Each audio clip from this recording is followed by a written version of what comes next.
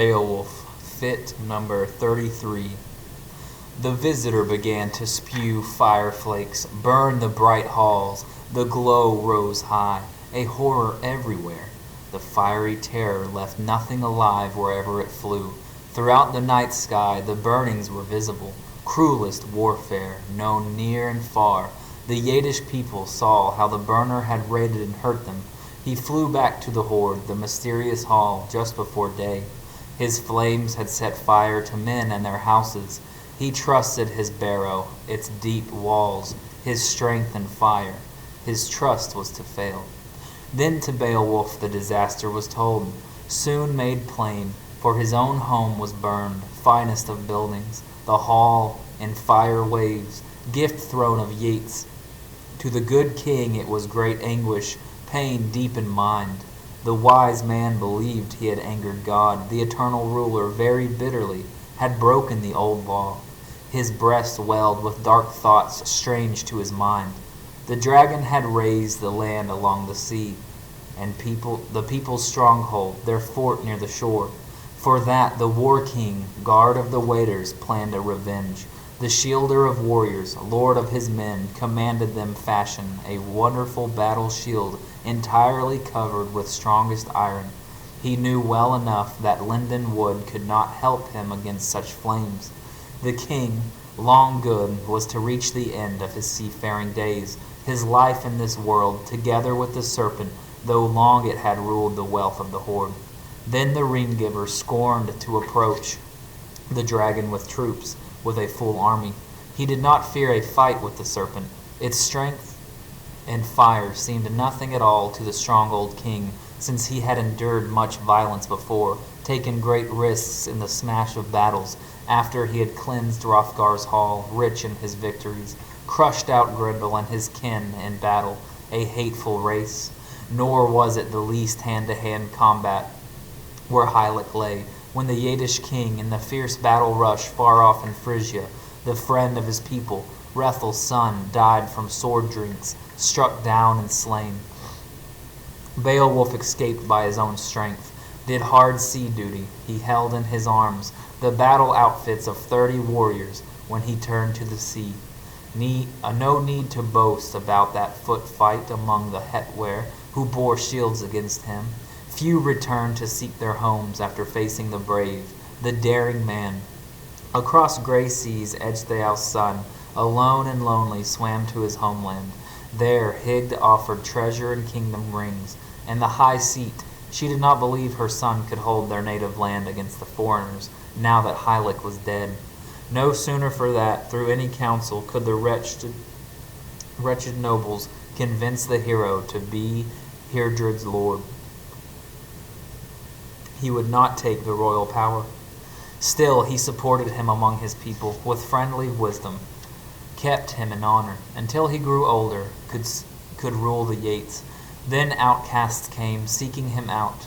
Othære's son, across the sea, had rebelled against Onela, lord of the Shilfings, best of the sea kings, of those who gave treasure in Swedish lands, a famous prince. That was the end for Hylec's son, when his hospitality later earned him a death wound by sword, and Ongentheow's son turned about once Heardred lay dead, returned to his home, let Beowulf hold the royal chair and the rule of Yeats. He was a good king. Fit number 34. He later found a way to pay back the conquest of the Yiddish people, was a friend of the Egils, supported in his exile the son of Othære, sent him an army, good troops and weapons across the sea. The Swede made his journey, cold in his cares, took the king's life, and so he survived, the son of Ecgtheow, every encounter, each awful conflict, heroic battles, till that one day when he had to fight against the worm. Angered to the heart, the king of the Yeats, one among 12, went to find the dragon. He had heard by then how the feud began, fiery destruction. The jeweled cup had been laid in his lap by the thief's hands. When he was 13th in the troop of men who had been first, the cause of disaster, an abject captive, he sadly showed the trail to that shore. Against his will he led them to where he knew a cave, a certain barrow, between cliff and beach, near the crash of waves. Inside it was heaped with delicate gold work. The terrible guard, ready for combat, protected those riches, ancient in the earth, no easy bargain for any man to try to acquire them. The war-brave king sat down on the cliff and wished good luck to the men of his hearth, the Yiddish ring-giver. His spirit was sad, restless, death-ripe, immeasurably near the fate that was coming to the old man, to seek out his soul, parting the two, his life from the body. Not much longer would Beowulf's life be wrapped in his flesh, and now he spoke out, Ecgtheow's son. Many times in my youth I faced battle rushes, saw many wars. I remember it all. I was 7 years old when the treasure-giver, gold friend of Yeats, took me from my father. King Rathel kept and fostered me well, kept kin in mind, gave jewel and feast.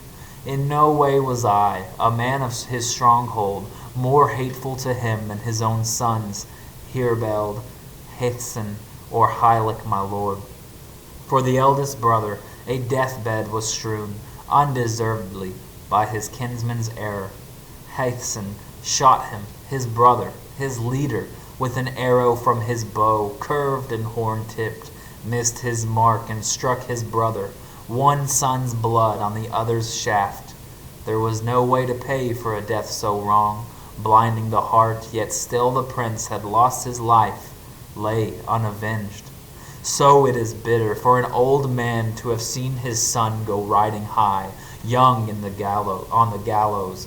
Then may he tell a true sorrow song when his son swings, a joy to the raven, and old and wise and sad, he cannot help him at all.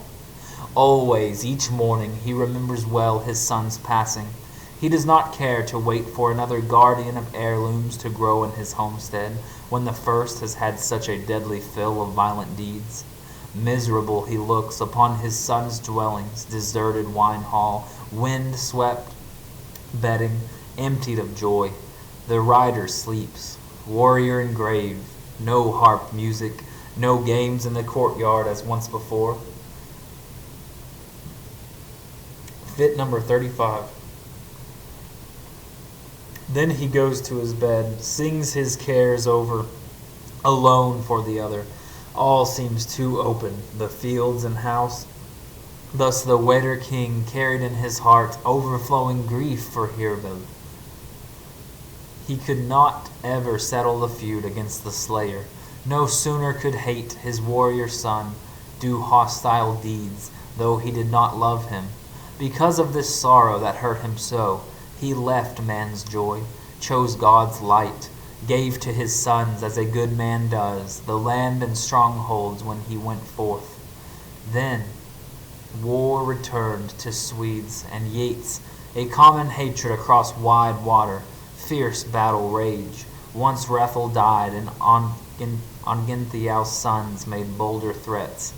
Proud, war-keen, they wanted no peace kept over water, but a sorrow hill made gruesome ambush, malicious slaughter. My kinsmen and leaders avenged that well, both feud and outrage, as was often told, though the older one paid with his life, no easy purchase. Hæthcyn fell, the lord in battle, Yiddish leader. The next morning, as I've heard it, the third brother brought full vengeance back to the slayer with keen edges. Once Ongentheow sought out Eofor, his helmet broken, the old Scylfing crashed down, sword pale. The hand could recall enough of the quarrel, did not withhold the blow. I earned those treasures that Hylec gave me. I paid him with the battle as fate allowed me, with glittering sword. He had given me land, my native home. He had no need to go to the Githats, to Swedes or Spear Danes for some worse fighter to buy with gifts. Always I walked before him on foot, his man at the point, and so, lifelong shall I do battle, with while this sword serves, which then and now has held up well ever since the time in front of the hosts I slew Daggerfin. the champion of the Hugas, with my bare hands. He never brought back his breast ornament to the Frisian king. The standard bearer fell in combat, a prince in valor. No edge killed him. My hand grip crushed his beating heart, his life's bone house. Now the edge of the sword hand and hard blade must fight for the treasure. Beowulf spoke, made his battle vows for the last time. Often I dared many battles in youth. I wish even now, an old folk guard, to seek a quarrel, do a great deed, if the evil doer will come to me out of his earth hall. He then addressed his faithful men, brave in their helmets, for the last time. I would not carry sword or weapons against the serpent if I knew how else to grapple proudly, wrestle the monster as I did with Grendel. But here I expect the heat of war flames, his poisonous breath, and so I am dressed in shield and armor. Not 1 foot will I retreat from the barrow keeper, but here by the wall it must go between us as fate decides, the Lord for each man. My heart is bold. I forego boasting against this war flyer. Wait on the barrow, safe in your mail, men in your armor, to see which of us shall better survive the wounds dealt out in the rush of battle. It is not your business, nor fitting for any, except me alone, to test out his strength against the monster, do a hero's deed. I must succeed, win gold by courage, or battle seize me, final life hurt, take your lord away. The famous champion stood up with his shield, brave behind helmet, in hard war shirt, went under stone cliff, trusted the strength of a single man, hardly the coward's way. Then he who survived, good in his virtues, in manly customs, who endured many wars, the din of battle when foot troops clashed, saw a stone arch by the barrow wall, and a stream flowing out, its waters afire with angry flames. He could not get through, enter the passage without being burned, come near the hoard for the dragon's flames. Then the king of the Yates, angry as he was, let a word rise up, fly out from his breast, a strong-hearted bellow. His voice clanged, war-bright echo under gray stone. Hate rose up. The dragon had heard the voice of a man. There was no more time to ask for a peace. First came his breath, a flickering fire, out from the stone, hot battle hiss, the earth shook. Down by the barrow, the lord of the Yates swung his shield toward the strange terror, coiled and scaly. Its heart was bent on seeking battle. The good war king had already drawn his heirloom sword, an edge not dull. The sight of the other brought fear to each of those destroyers. The brave man braced against his shield, lord of his troop, as the angry serpent coiled itself up. In armor he waited. Then coiling in flames, it came slithering forth, rushed to its fate. The shield protected the famous king in life and limb, a shorter time than he had hoped. For the first time on his final day, he managed as he could when fate did not give him glory in battle. The Yadish king swung up his hand, slashed the glittering horror with his heirloom sword so that the edge broke. Bright on the bone scales, bit less deeply than its great ruler needed in danger, hard-pressed in battle. After that war stroke, the barrow guard grew more savage, spewed deadly fire. Those war flames leapt and danced about. The Yadish gold friend did not boast then about his victories. His naked war sword had failed in need, as it never should have, his land's best blade. It was no easy journey when Ecgtheow's son, renowned and brave, had to leave the field, make his dwelling in another place, as each man must give up loaned time. Not long after, the terrible fighters closed once more. The horde guard took heart, his belly swelled, the fierce new hissing. Enveloped in flames, he who earlier had ruled his people felt keen pain. But not all did the sons of nobles, hand-picked comrades, his troop stand round him with battle courage. They fled to the wood to save their lives.